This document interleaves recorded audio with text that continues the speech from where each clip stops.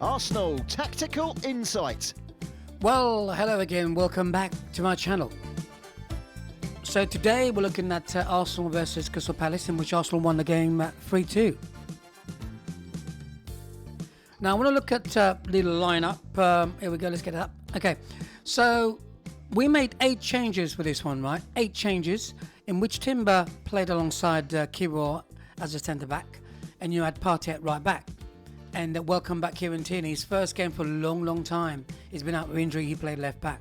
Incidentally, I thought he played quite well in this game until he got tired.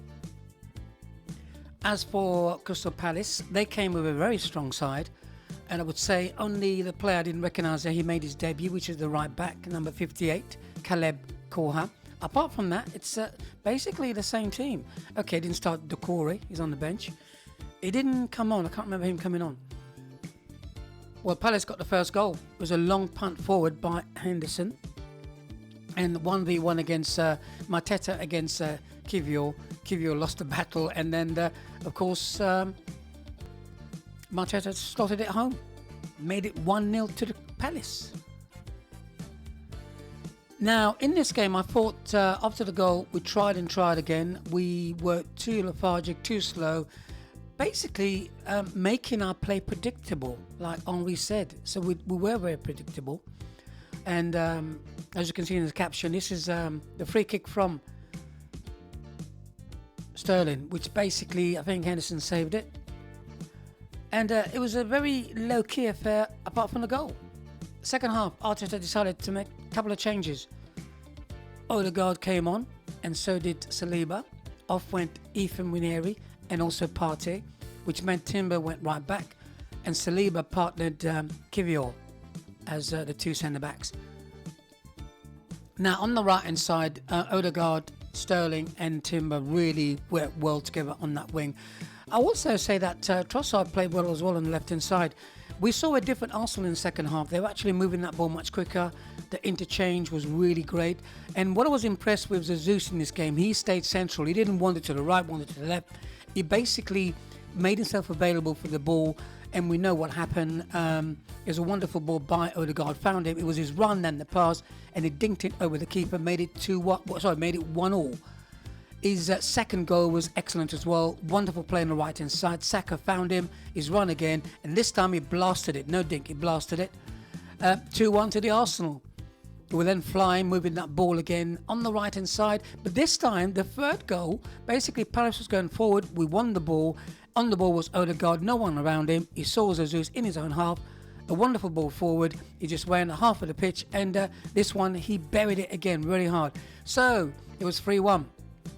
And then Palace got a late consolation with the man coming back, which we sold to Palace. Eddie Nketiah making it 3-2. Actually, it was a wonderful header from him. Now, what I want to look at really is Palace without the ball. With corners, a few times they left 3 players up top, which made it a bit harder for us for our corners. As you can see in this corner, we've got 5 at the back. So 5, 6, 7, 8, 9, 10. So I think there's 3 players at the back. So which makes it a bit harder for us, because this is not a worry, but obviously we have to be very careful that the player on the edge has to stop the counter if Palace manage to win the ball, because then we'll have 5 players trying to run back. We'll have a 3v3 at the back. Without the ball, they were quite clever as well in the phase of players. You can see flooding the midfield here. You've got 5 players in the middle. Here again, they're doing the same thing. 5 players, stopping us from playing through the middle. So tactically, they got playing. After they scored that goal, I thought tactically they were very good. The team shape was very good, and they were quite meaty in the challenges. They don't stand back. Here again, you can see they've got 5 players, 6 players in the middle there. It's a 4-3-3, isn't it? You can see that, making it very difficult for us to play through them. And I thought they were quite clever in what they did. Everyone knew their job without the ball, so expect the same when we meet them. Like I said, to recap really, I was quite impressed in the second half with the way Jesus stayed as a centre forward. In the interview, he said, look, he likes to, he likes to support the play, he likes to score goal, he likes to assist. But I think if he plays centrally, right, He does do little tricks with the ball. He's very good with the ball, so hopefully he does that. As for Arsenal, what I want to see, the same second half, all for the half when we play Palace next week. Can we move that ball very quickly? But the thing is, Palace are not going to let us do that. We'll have to wait and see. So we're playing Palace away next week.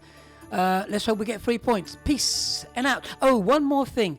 The question is now, does Jesus start? He scored 3 goals, got a hat-trick. Does he start the game? We'll have to wait and see. Now, he played the full game. Normally when they play full game, right, he won't play again. He might be sub. So we'll have to wait and see. Does he start or does he stay on the bench? Or does he come on for 15 minutes or so? Peace and out.